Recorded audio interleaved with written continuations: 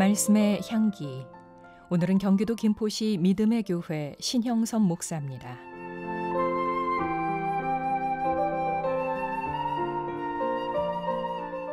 추운 겨울날 밤 넓고 큰 그릇에 고슴도치떼를 담아 밖에다 내놓습니다. 영하의 혹독한 찬바람이 불어옵니다.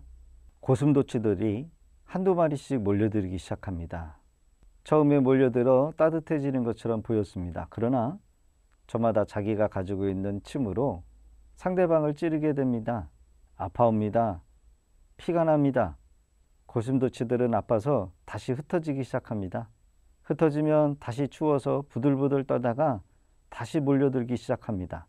이것을 보며 이것이 우리네 인생, 우리네 교회 생활도 같다라는 것을 느낍니다. 신앙생활 하다 보면 서로 갈등도 느끼고 상처도 주기도 하고 상처받기도 하고 아픔을 겪기도 합니다. 현대인들은 마음이 추울 때가 많답니다. 마음이 아플 때가 많습니다. 서로를 찔러 상처내지 말고 서로에게 좋은 영향력을 줘야 합니다.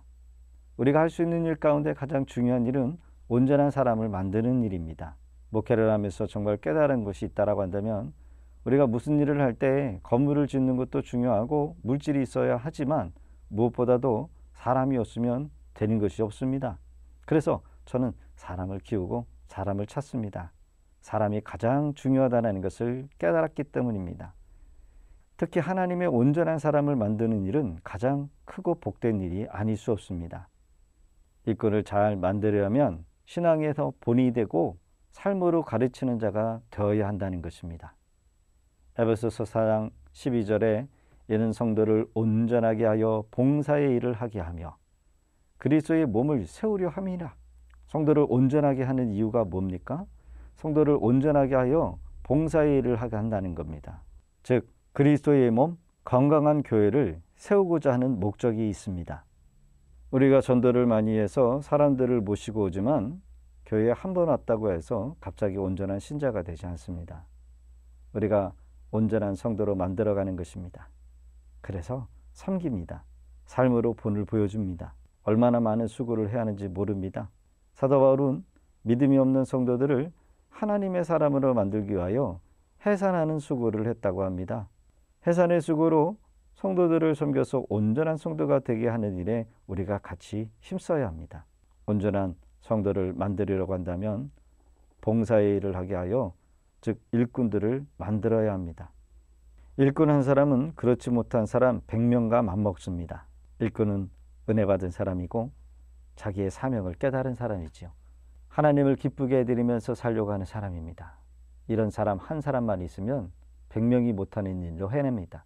교회는 일꾼이 많은 만큼 부흥합니다. 그 교회의 실력은 일꾼이 얼마나 많으냐, 새벽을 깨워 기도하는 성도가 얼마나 되느냐 따라서 교회가 힘이 있습니다. 우리가 바르게 배우고 바르게 가르쳐서 주님께 칭찬받는 교회로 만들어가야 합니다. 우리가 절대적으로 닮아가야 할 분은 예수님이지요.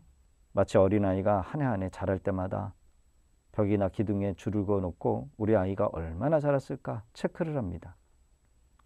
온전한 성도들이 되기 위하여 예수님을 닮아가야 합니다. 성도들이 본받고 닮아가야 할 것은 예수님의 외모를 말하는 것이 아니라 그분의 영성, 그분의 성품을 빼어 닮아가야 한다는 거죠.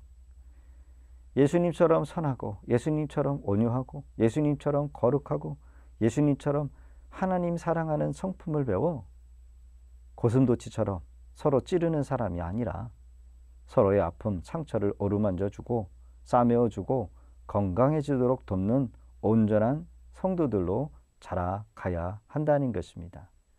그렇게 자라가시기를 예수님의 이름으로 축복합니다.